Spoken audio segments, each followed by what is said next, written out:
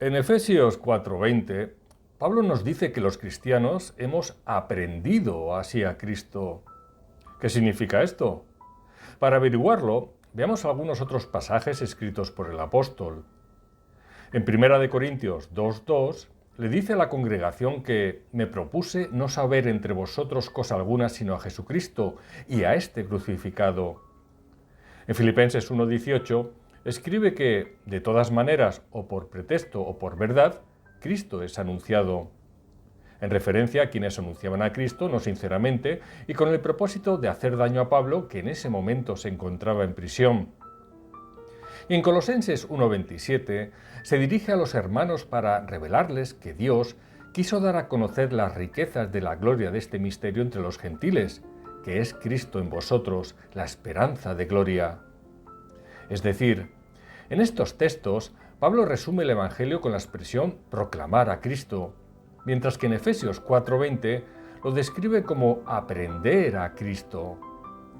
Porque ya no se trata solo de conocer acerca de Cristo, sino de aprenderle a Él, dando a entender el nuevo modelo al que los cristianos debemos aspirar a la hora de reflejar un comportamiento que nos defina como hijos de Dios. Este cambio es una transformación que es obra del Espíritu Santo, la cual nos modela a lo largo de la vida y que nosotros libremente deseamos en virtud del amor y agradecimiento por la gracia recibida. Por tanto, no basta el conocimiento intelectual si no se vive lo que se aprende. El cristianismo no es mera religión, sino una relación personal. En este sentido, no es suficiente con saber de Cristo en cuanto a su doctrina, sino que hay que aprender a Cristo en cuanto a su persona, como expresa Pablo.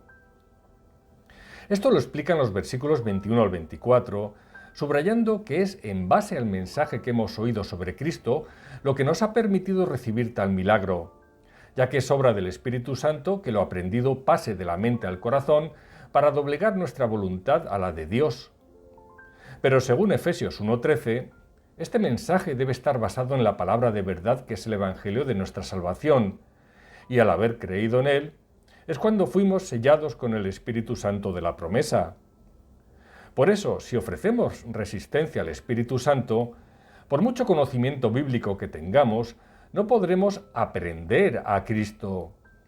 Puede que seamos salvos, pero las vidas espirituales que llevemos serán pobres y seremos presas fáciles del enemigo a la hora de sentir aflicción o temor ante las circunstancias adversas.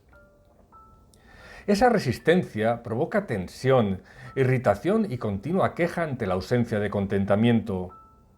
No podemos sentir el gozo de nuestra salvación si no nos rendimos incondicionalmente en vez de escudarnos en nuestra propia opinión para hacer lo contrario a la voluntad revelada en la palabra. Esto conlleva a renunciar a nuestro orgullo, soberbia y, en definitiva, al ego. Es morir a uno mismo, tomar la cruz y seguir al Señor. Por ello y para evitar lo anterior, en esos versículos 21 al 24 de Efesios 4, añade Pablo que esta renovación espiritual implica despojarnos del viejo hombre, que está viciado conforme a los deseos engañosos, y así renovarnos en el espíritu de nuestra mente para vestirnos del nuevo hombre, creado según Dios en la justicia y santidad de la verdad. Pero esto requiere una comunión diaria. Por lo tanto, al pertenecer a Cristo, rechazamos la antigua forma de vivir en Adán, que es ese viejo hombre, para adoptar una nueva en Cristo, que es el nuevo hombre. De ahí que Pablo en Efesios 2, versículos 15 y 16, nos enseña que ya no existe diferencia entre judíos y gentiles, sino que Dios ha creado un nuevo hombre por medio de la cruz de Cristo.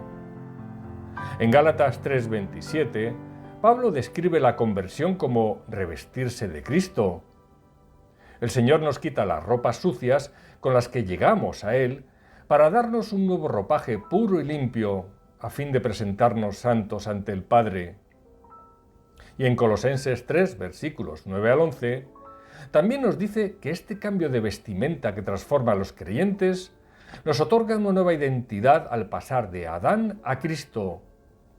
Y ahora ya todos somos iguales en unidad, desapareciendo las diferencias entre griegos y judíos, siervos o libres, porque Cristo es el todo y en todos.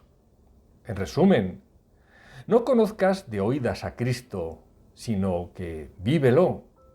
Todos los creyentes podemos hacerlo sin excusas, porque las fuerzas y perseverancia que necesitamos para conseguirlo no nacen de nosotros, sino que es Dios quien pone en los corazones el querer y el hacer, por su buena voluntad.